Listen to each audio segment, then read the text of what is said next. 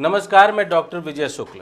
28 जुलाई 2025 को संसद में जब ऑपरेशन सिंदूर पर बहस शुरू हुई तो एक तरफ देश की सेनाओं की वीरता पर गर्व का वातावरण था और दूसरी तरफ लोकतंत्र के मंदिर में सत्ता की चुप्पी, अधूरी सच्चाई और रणनीतिक जवाबदेही का पता। रक्षा मंत्री राजनाथ सिंह ने आत्मविश्वास से भरा भाषण दिया, आंकड़ों की बाजीगरी की, पाकिस्तान को बौखलाया हुआ बताया और तीनों सेनाओं के समन्वय का उल्लेख करते हुए कहा कि भारत ने आतंकियों के ठिकानों पर सटीक प्रहार किए। कि आज सच्चाई सदन में आनी चाहिए, सच्चाई पहलगाम की आनी चाहिए, सच्चाई ऑपरेशन सिंदूर की आनी चाहिए। यह केवल एक सैन्य कार्रवाई नहीं थी, बल्कि यह भारत की संप्रभुता, उसकी अस्मिता, देश के नागरिकों के प्रति हमारी जिम्मेदारी और आतंकवाद के खिलाफ हमारी नीति का एक इफेक्टिव और डिसाइसिव डिमॉन्स्ट्रेशन था। अध्यक्ष महोदय, राहुल गांधी जी ने एक साफ साफ कहा कि हम सरकार के साथ हैं और सरकार को पाकिस्तान को एक ठोस मजबूत कदम देना ही पड़ेगा। हमले के तुरंत बाद हमारे प्रधानमंत्री श्री नरेंद्र मोदी जी ने तीनों सेनाओं के प्रमुखों की एक उच्च स्तरीय बैठक की और उन्हें छूट दी गई कि वे अपने विवेक, स्ट्रेटेजिक अंडरस्टैंडिंग और रीजनल सिक्योरिटी सिचुएशन को ध्यान में रखते हुए वह निर्णायक कार्रवाई करें। लेकिन जब बात बहस की गंभीरता की थी तो यह भाषण एक रिहर्सल की तरह लगा, जहां सवाल पूछे नहीं गए, जवाब खुद से दिए गए और बहुत कुछ अनकहा छोड़ दिया गया। राजनाथ सिंह ने यह तो बताया कि पाकिस्तान गिड़गिड़ाया इसलिए ऑपरेशन रोका गया, लेकिन यह नहीं बताया कि ऑपरेशन की नौबत आई क्यों। किस खुफिया चूक ने आतंकियों को बाईसारान तक घुसने दिया, किस एजेंसी ने चूक की, क्यों प्रधानमंत्री और गृह मंत्री इस बहस से दूर रहे। क्या संसद अब केवल पोस्टरबाजी और रणनीतिक कथावाचन का मंच बन चुकी है? और सबसे बड़ा सवाल यह था कि इस पूरे घटनाक्रम में चीन की भूमिका पर सरकार की चुप्पी क्यों? राजनाथ सिंह ने सिर्फ इतना कहा कि ब्रिक्स सम्मेलन में पाकिस्तान समर्थित आतंकवाद की आलोचना की गई, लेकिन यह नहीं बताया कि क्या चीन ने इस आलोचना में भारत का साथ दिया या सिर्फ कूटनीतिक मौन साधा। और जब अंतर्राष्ट्रीय संदर्भों की बात हो रही थी तो डोनाल्ड ट्रंप का नाम तक नहीं लिया गया, जिन्होंने अभी कुछ दिन पहले ही दावा किया था कि उन्होंने भारत और पाकिस्तान के बीच तनाव घटाने में अहम भूमिका निभाई। अगर यह झूठ था तो खंडन क्यों नहीं, और अगर सच है तो फिर देश को क्यों नहीं बताया गया कि कौन सी बैक चैनल डील के तहत ऑपरेशन सिंदूर रोका गया। जब अंतर्राष्ट्रीय कूटनीतिक सैनिक अभियानों को प्रभावित कर रही हो और संसद में उसका उल्लेख तक न किया जाए तो यह न सिर्फ असंवेदनशीलता है बल्कि राष्ट्र को जानबूझकर अधूरी जानकारी देना है।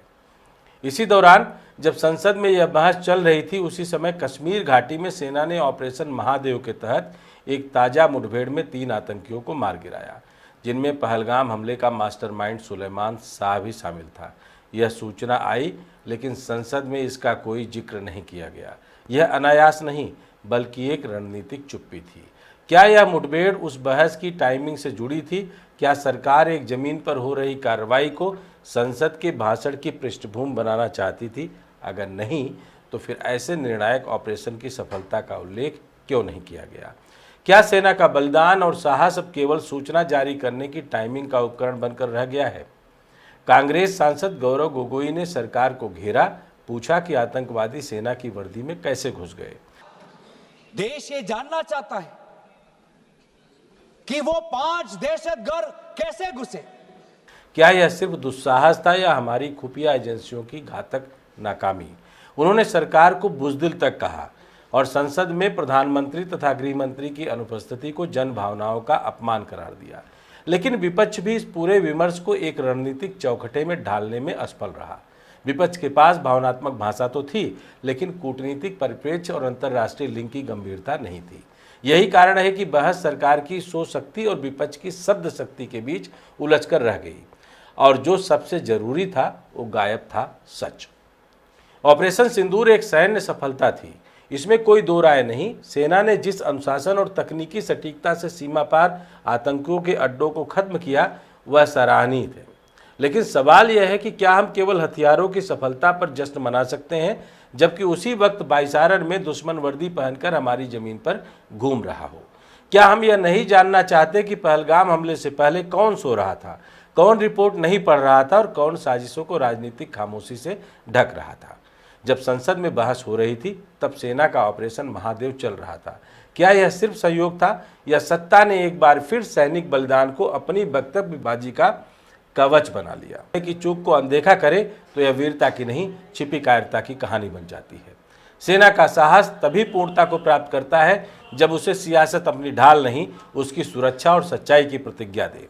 पर यहाँ तो सत्ता का रवैया यह है कि गोली चलने तक दिखाओ लेकिन उसके पहले की गलती मत बताओ। यही सत्ता की सबसे बड़ी कमजोरी है। आज जब ट्रंप जैसे नेता यह कह रहे हैं कि उन्होंने भारत पाक जंग को टालने में भूमिका निभाई और हमारी सरकार चुप है तो यह चुप्पी एक कूटनीतिक विफलता है। जब चीन के सहयोग की जगह सिर्फ निंदा का हवाला दिया जाता है तो यह क्षेत्रीय कूटनीति के प्रति राष्ट्र की असावधानी है। और जब सेना के जमीन पर मारे गए आतंकियों का जिक्र नहीं होता तब यह सशस्त्र बलों के बलिदान को हाशिए पर डालने का अपराध है।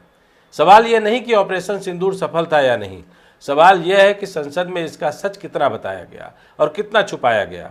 जब तक यह जवाब नहीं मिलेगा तब तक पराक्रम अधूरा रहेगा और जवाबदेही हमेशा अनुपस्थित।